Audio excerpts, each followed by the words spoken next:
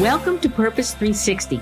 I'm Carol Cohn. And I'm Chris Noble. And we're on a journey to explore the brightest and most innovative minds and initiatives in social purpose. Today, companies and brands must stand for something meaningful. They have to have a social purpose and bring that purpose forward to their employees, their customers, and their community. Each episode, we're talking to leaders at Fortune 100 companies, global brands, social enterprise startups, NGOs, and everything in between. We'll be taking a deep dive to learn how they are integrating purpose into their organizations to benefit both business and society for enduring impact. Join us.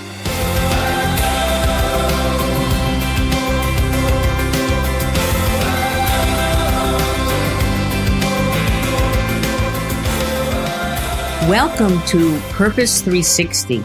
With me today is Kathleen Dunlop from Unilever. And Kathleen is, I just like to say, a rock star in the field of social purpose and integrating very authentic work into the business, the brand, society. And Kathleen, congratulations. It's an anniversary for you. It's 20 years with Unilever from September 1. And we see your fabulous picture, and you must have started when you were 15. Thank you, Carol. Yes, 20 years. That's quite a milestone. And I never thought 20 years ago that I would be called a rock star. So thank you for that as well. Well, you are. And we are going to delight our listeners today with your most recent success, the Vaseline Healing Project. And for transparency, I just like to say, I had the joy of working with Kathleen and her team at the beginning of this initiative. She's taken it very far, and we're going to get into it today. But Kathleen, can you just talk a little bit about your trajectory at Unilever, your various roles, and even you're a globalist. I mean, you've been all around the globe. So, share with the listeners your not-for-profit journey, your MBA, and then your 20 years at Unilever. So, I majored in international policy and did a master's degree, actually, in international policy at Stanford, and wanted to go overseas and do development work. And that's what I did. I ended up working for one of the Rockefeller foundations, the Rockefeller Brothers Fund, and then went and worked for one of their grantees in Poland. So I worked for an organization that was doing micro lending for women starting their own businesses. And this was right after the fall of communism. So quite a while ago now. And after doing that for a couple years, living in Warsaw, I realized that in order to advise people who were starting their own businesses properly, I really needed to have a bit more business understanding myself. So that's what took me to business school. And I expected to do an MBA in not-for-profit management, which Kellogg has a big specialty in. And when I got there, I realized that I actually knew a lot of that already from working in nonprofits for a few years. And I got a degree in marketing instead. And after graduating, I decided to do 2 to 5 years. That was my horizon at a business doing marketing. And that's when I joined Unilever. And then I thought after that, I would leave and go back to the NGO world. So it was 2003, and I was still at Unilever, been there 5 years, and I was given the opportunity to go abroad. So I said, well, I'll just do this one thing before I leave. So I went to London. And again, my time horizon was about 2 years. I ended up staying 5 in London, and then moved to Shanghai for a couple years, and then back to London, and finally in 2013 back to the US.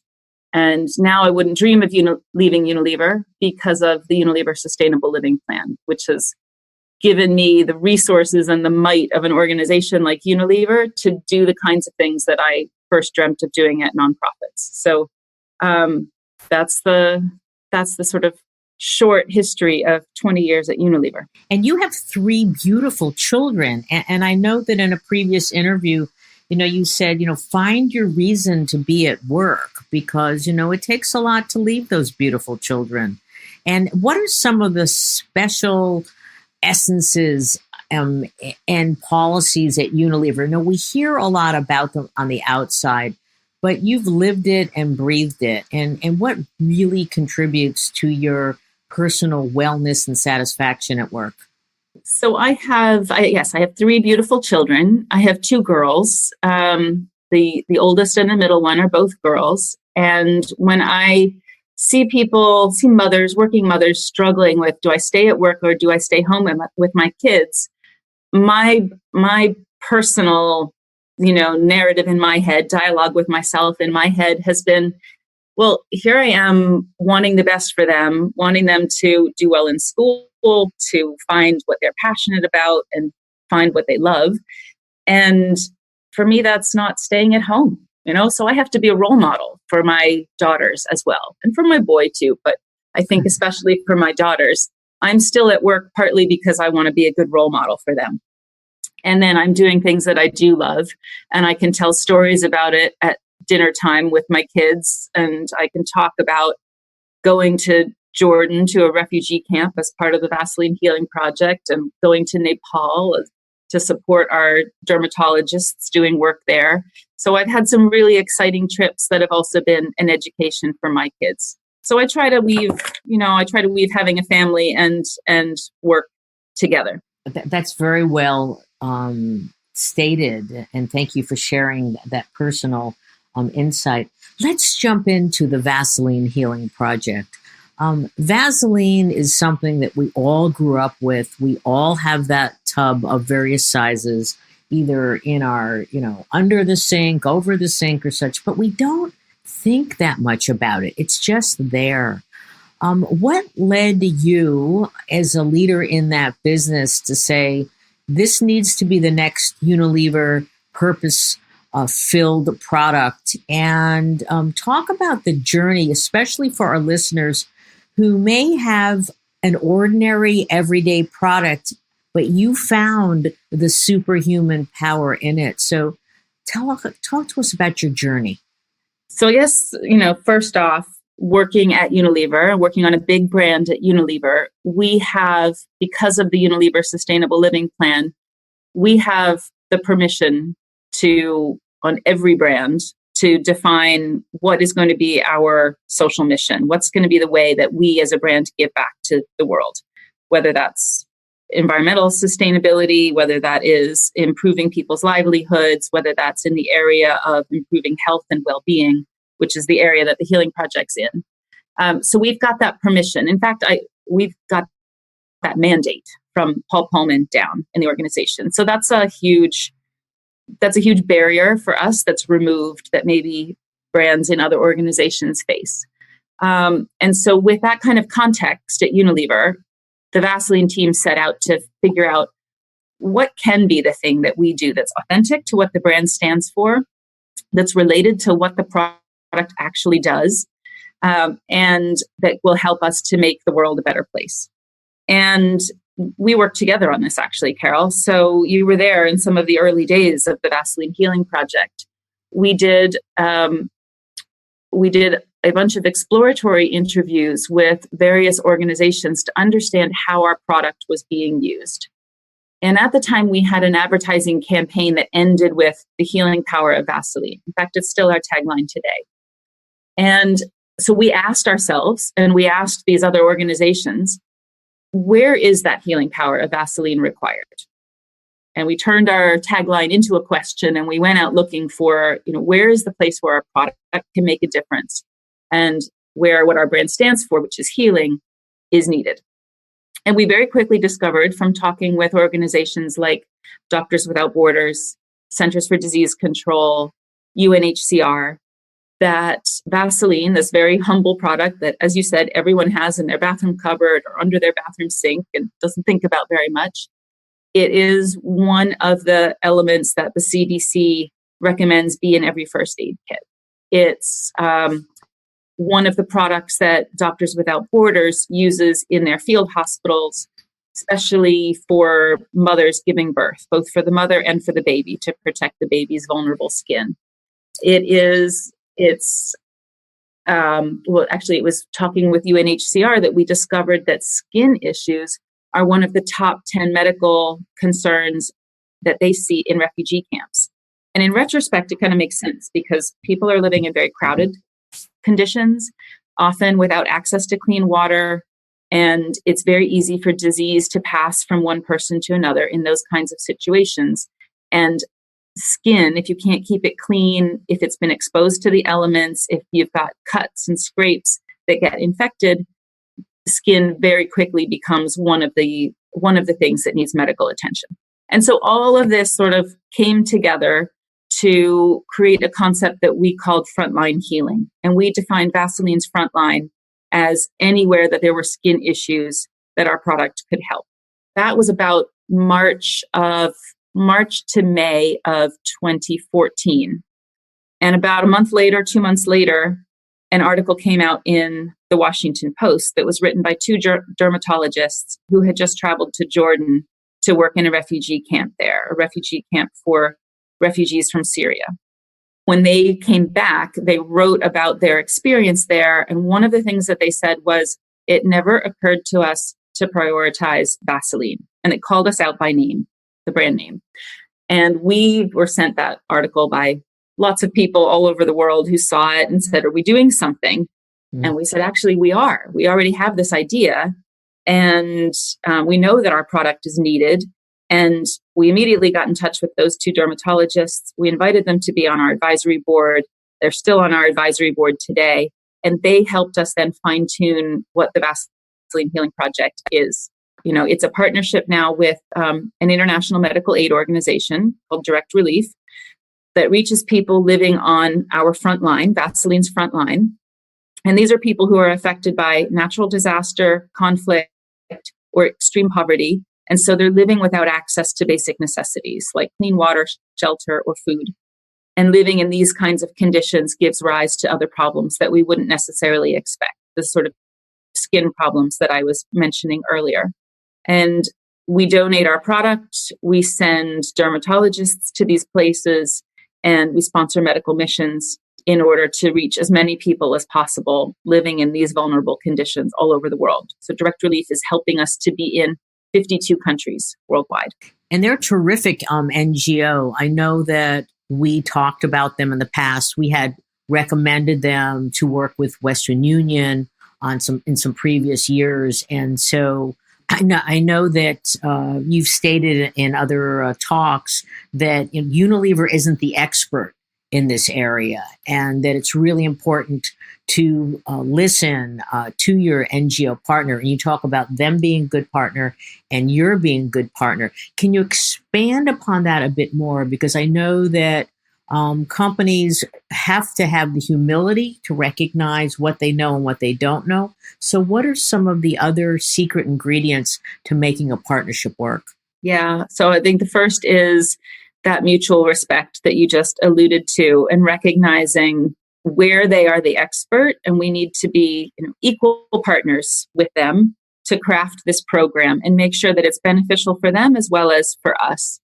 And the way we work on our marketing campaigns, for example, is, we write a brief, we brief our agency, we're paying for it. At the end of the day, we're the decision maker because we're holding the budget. Of course, we work with our agencies with mutual respect as well.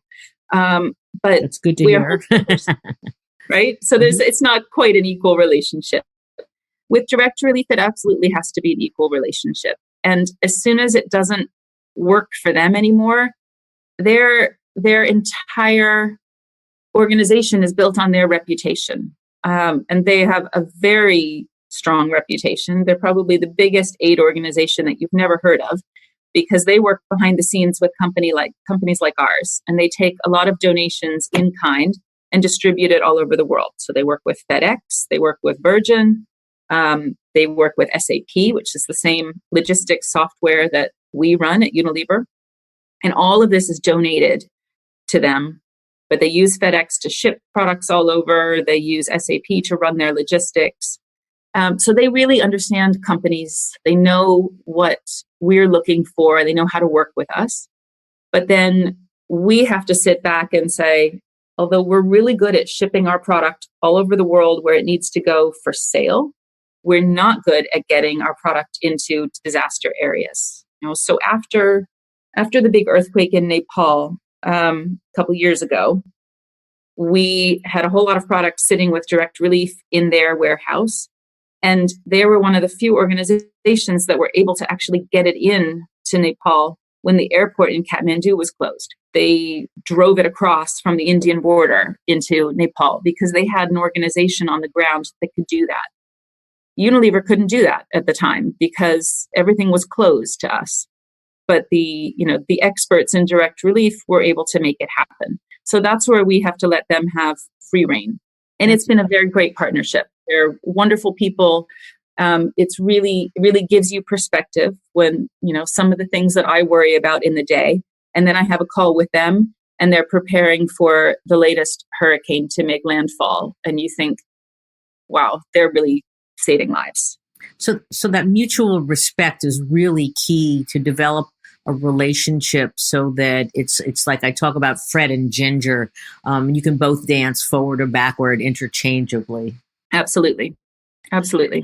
You also talk about the power of being on the ground and that you took a seminal trip to Jordan to a refugee camp. And that really touched your heart, which you talk about that makes you a better professional in terms of doing this work. Can you please share that with our listeners?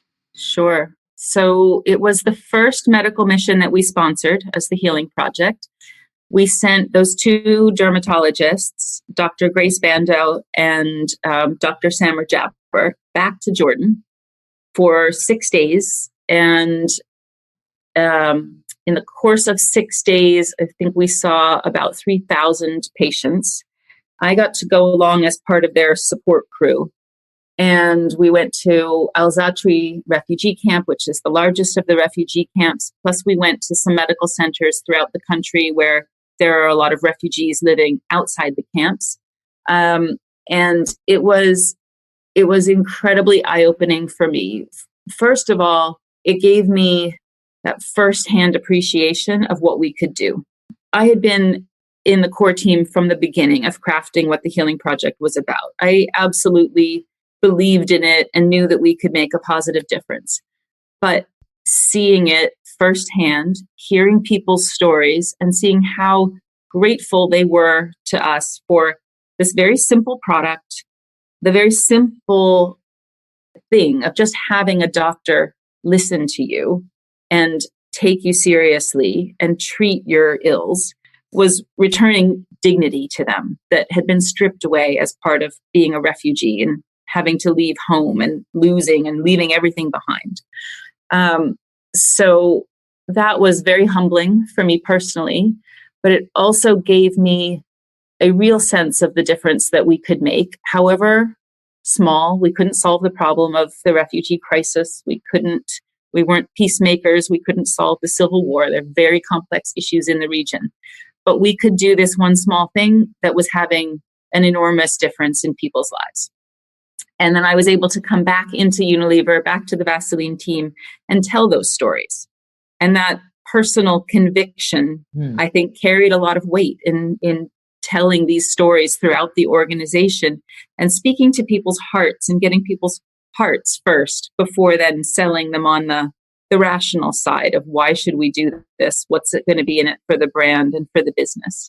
I think so that trip was incredibly important to be able to come back and speak with real conviction about the Healing Project. And I think what you touched upon was that you played your role, that it was a big role in a narrow place in terms of truly helping people who were hurting, who had walked miles and miles and miles, who are displaced. And that's a really important insight for our listeners. I'd also like you to talk about storytelling, because finding that story, sharing it with your consumers or your colleagues at work or others, why they should care. Can you talk a little bit about that young lady, Reem, that you mentioned at Sustainable Brands? So let me start first with what you were saying before. That really important lesson, I think, is about focus. So defining why the brand is involved with this what are the boundaries of what you're going to do in terms of social impact, and then sticking with that. So by defining Vaseline's frontline as the skin issues in all of these different kind of situations, whether it's natural disasters or refugee camps or people living in extreme poverty in places where they don't have access to medical care, that defining our frontline as the skin issues really helped give us focus, so that immediately after going to Jordan, I started getting lots of requests for, can you sponsor this artist's work on, that is telling the plight of refugees in Jordan or Lebanon or wherever. I would get countless requests to sponsor all sorts of things that were very good causes that I hated to say no to, but really had nothing to do with skin. So they had nothing to do with what our product does, and what we as a brand stand for. And so I could very clearly say, no, you're doing wonderful work, keep on, but no, that's not our area of expertise. So that made it a lot easier to sort of focus what we were about. And it means that our product is right at the center of everything that we're doing with the Healing Project. And so it's more sustainable long term because it's connected to what our product does. Our product's right at the center, which means every time we communicate the Healing Project, we're communicating the product. And that makes it easier to put brand investment behind something like the Healing Project. It's not this extra thing on top. It's actually fundamental to what our product does, and therefore fundamental to communicating to our consumers about what our product does. So it's made it so much easier to invest in a social program like the Healing Project because our product's at the center. We always like to say that focus is your friend, and it really does allow you to say yes and allows you to say no. Let's talk about communications, because so many great social initiatives, well constructed, great partners and such, but they just don't break through in communications. And you made a very important point about that when it is core to the product, you can bring it into the brand, there's greater resources. Can you talk about the communication strategy and truly, because you did break through in a significant way? So you opened this conversation talking about our core insight, actually, that led to the Ultimate Communications campaign, which was everybody has a little tub of Vaseline jelly somewhere under their bathroom cupboard, under their bathroom sink, in their bathroom cupboard, kind of maybe forgotten even, that they pull out every once in a while, but don't think about it very much. And it's that ubiquity of our product, that very ordinary product, that in our communications campaign, we then juxtaposed with the very surprising ways that it's being used to change people's lives in areas of disaster, conflict, and extreme poverty. So our launch film was literally a split screen that was juxtaposing those ordinary uses at home with these extraordinary uses in places of disaster and conflict. And that really broke through because it was a true insight, and it was playing on the surprise of, I had no idea it was used that way. But every frame of that film, in fact, it's a split screen, so there are two frames in every frame of the film, has our product in it being used on lips, on elbows, on feet, on hands. So it was a very functional film in that way, reminding people of all the different ways you can use this product, but a very emotional film because you're seeing my own use of it, maybe on my baby or on my children's skin, knees, or elbow, with a doctor in a refugee camp or at a clinic in Kenya or a clinic in the Philippines, using it on people who don't have access. We take it for granted, but they can't. So very emotional connection that runs right through the product. And that proved to be a very compelling campaign by all of the normal measures that we use for measuring the effectiveness of marketing. And I know that you won an Effie for this. We won an Effie, yes. Yep. We got a silver Effie for it. And we put it to the test all the same ways that we test our other product news. So we do pre-testing and we do qualitative testing with consumers, and we did all of that on this film as well. And we got outstanding scores. So I guess another lesson that I would, encourage people to not be afraid to test it in exactly the same way. In fact, we've found over and over again that our communications coming out of the Healing Project are even more effective than our traditional marketing. And you've mentioned that, you're getting people to feel proud and fall in love with the brand again. Can you tell that little story about, I think it was a consumer that sent you a letter about how they felt about Vaseline after they saw the TV spot? Right. It was in a focus group, actually. Okay. And, the focus group is set up so you're sitting behind a mirror so they can't see you. And we showed the split screen film. And afterwards, the room was silent. And this one woman said, wow, that makes me want to take that little tub of Vaseline that I have kind of in the back of my medicine cabinet and pull it out towards the front so that every day when I open my medicine cabinet, I see it right there in front of me. And that's kind of the holy grail of marketing. Here's this product that everyone has. What we need to do is get them to use it more often. And by loving our film so much and wanting to see it and be reminded of that right in front of her every day, of course, that's going to also remind her to use it. So that was the holy grail that we were going for right there. And what's it like I know that you've been recognized at Unilever as one of the marketing heroes, and there's this little video about you. But what's it like to be in this? It's kind of being in a family of everyone's gotten 800 on their SATs and they're all, super achievers. So what's it like when you get together with your colleagues who might be running the Lifebuoy campaign or Dove or other of the just outstanding social purpose initiatives?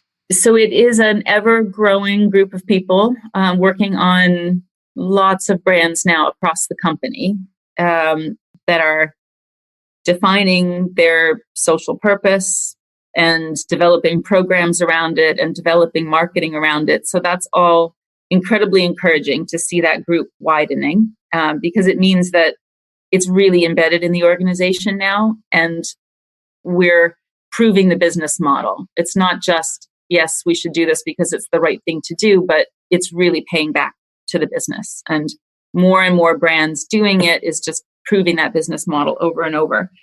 But even at Unilever, where, as I said before, we have not just permission, but almost a mandate to go do this, we still run into hurdles. We still have to prioritize our investment, our marketing investment. And do we talk about our new launch this year, or do we talk about what we're continuing to do in the Vaseline Healing Project? So it's really important, I think, for the brands that are doing this to get together and share their learnings, because we need to make the right decisions. We need to navigate these trade-offs. We don't have unlimited budgets. We can't do this to the exclusion of everything else. But yet we're proving over and over again that this is some of the most effective marketing that we can do. And certainly, I think, wasn't the turnover that sustainable brands at Unilever delivered 70% of your turnover growth in the past year? Yeah. So the sustainable living brands, the ones that have a well-defined social purpose or an environmental, sustainability program, are delivering the majority of our growth. Absolutely. And I think that is because this is some of the best marketing that we can do. It is the most interesting space to be in. We can tell stories about making a difference to the planet and to the people on this planet. And that makes the viewer or consumer feel something, and that's great marketing when you can make someone feel something, and that brings them closer to your brand and sort of builds loyalty. So I think that it's no surprise, and it's no coincidence that the sustainable living brands are driving the growth, because we're doing some of the best marketing on the sustainable living brands. Lifebuoy, helping a child reach 5 because by washing your hands with soap, you're preventing instances of diarrhea, which is one of the biggest killers of children before the age of 5. We're literally saving people's lives, children's lives. Imagine the stories that you can tell, the poignant stories from a mother's perspective that you can tell on that brand. Of course, it's great marketing. I think this has unleashed, a level of marketing in Unilever that we hadn't seen before. We're going to have to break now because this is such an amazing conversation. Kathleen Dunlop, you are such a superstar. I can understand, why you got your recent promotion at Unilever. You bring such commitment to your work, authenticity, as well as your heart to make the Vaseline Healing Project perform again and again, both for the business and for its recipients. So we're going to break this interview into 2 episodes. We'll be back next week with more from Kathleen on when and how brands should take a stand on issues, scaling and evolving their programs, and her advice for other social purpose practitioners. So tune in next week. Kathleen Dunlop, the creator, the developer, and I'll call her the mother of the Vaseline Healing Project.